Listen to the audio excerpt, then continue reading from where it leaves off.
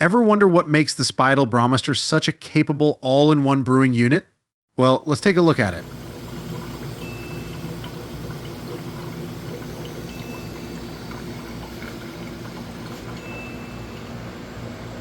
Well, it is essentially an all-in-one brewing unit built into a jacketed flat-bottom fermenter.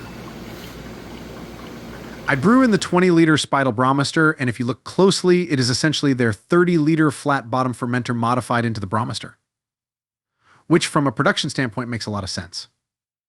Now, the price of the flat-bottom fermenter alone is almost $900, which is a lot of money and can help explain the Braumeister's high price point, but who really buys this thing to use as a fermenter? I know I didn't have any intention using it that way when I bought it. They sell a fermentation set, which includes a ported lid and clamp ring that is supposed to create an airtight seal on the Braumeister itself for fermenting. However, for what it is, these seem overpriced, hard to get a hold of in the States, and I feel like I could seal up the lid myself using some ingenuity. So I bought a sheet of food-grade gasket material from McMaster Carr and cut one out using a 3D printed guide. This alone did not work to sufficiently seal up the Braumeister for fermenting, and I end up using some clamps and cling film to increase the seal,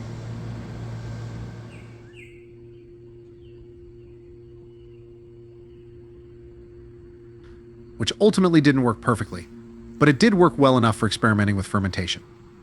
However, once I moved the blow-off tube, I must have changed the pressure dynamic and I quit getting any bubbles. Not a big deal, I knew it was fermenting as I could see through the large porthole on the spike steam condenser lid. Side note, the 10-gallon condenser lid fits the Braumeister 20-liter perfectly.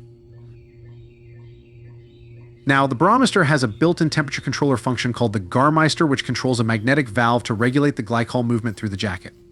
I'll talk more about that later. For my initial testing, I decided to keep it simple and just use a spare Inkbird and immersion pump for glycol control with a long thermo well in the lid. This ended up working great, and I was surprised at how well it kept the Braumeister at the target temperature inside a garage in the mid-90s. This beer was an English bitter using Verdant IPA dry yeast, and I decided to just keep the temperature at 70 degrees. Now, at 70 degrees, there was just a little bit of condensation forming on the Braumeister, but nothing big enough to drip. However, when I decided to drop the temp at the end of fermentation, it really started to sweat.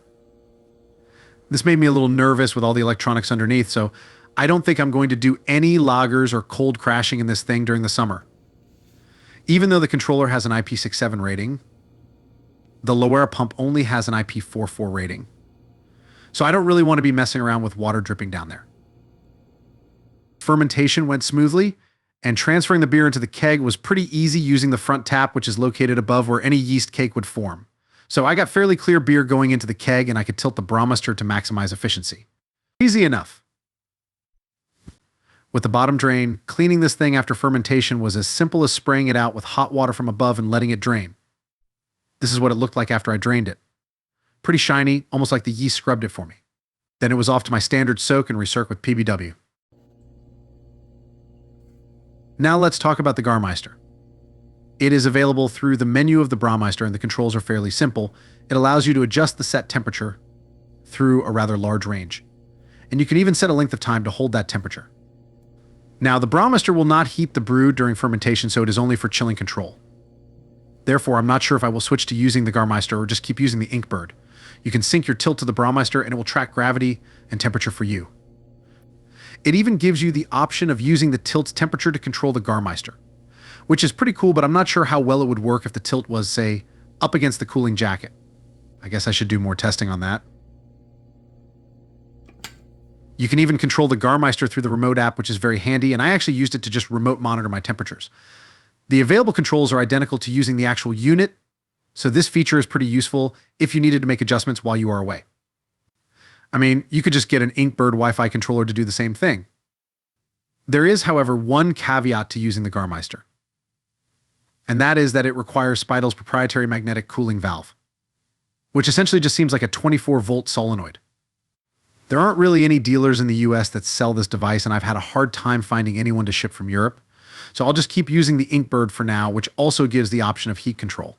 However, in my next video, I will show you how to still use the Braumeister to control your glycol chilling without the need for the magnetic valve. I guess the only question left is the Braumeister well suited to be a fermenter? I'd have to say that the answer, for me anyways, is absolutely. I believe it is the only true all-in-one unit, And if I lived in an apartment or kept the Braumeister indoors, I'd be doing a lot more fermentations in this thing. It already has all the controls and cooling elements built in, so no need for extra fridges or large footprint items taking up space. The front tap makes racking extremely easy. Cleaning is very simple and requires minimal effort. The jacket is extremely efficient, and I've been able to cold crash into the mid-30s before I got too worried about condensation. All in all, it is nice to have the flexibility to be able to ferment in the Braumeister when my other fermenters are tied up. My only hangups are the fact that you have to buy multiple accessories in order to fully utilize all the capabilities. These are a little challenging to come by in the States. I may try to buy the clamp ring made for the 30-liter flat-bottom fermenter in hopes that they truly do have the same dimensions. Hopefully this will create a better seal and decrease any oxygen permeability. I've already figured out how to use the Braumeister without the magnetic valve, and I will show you in my next video. I didn't really anticipate making a video for this, but I hope you enjoyed it and stick around for the follow-ups. Please feel free to ask questions, comment, or critique anything in this video.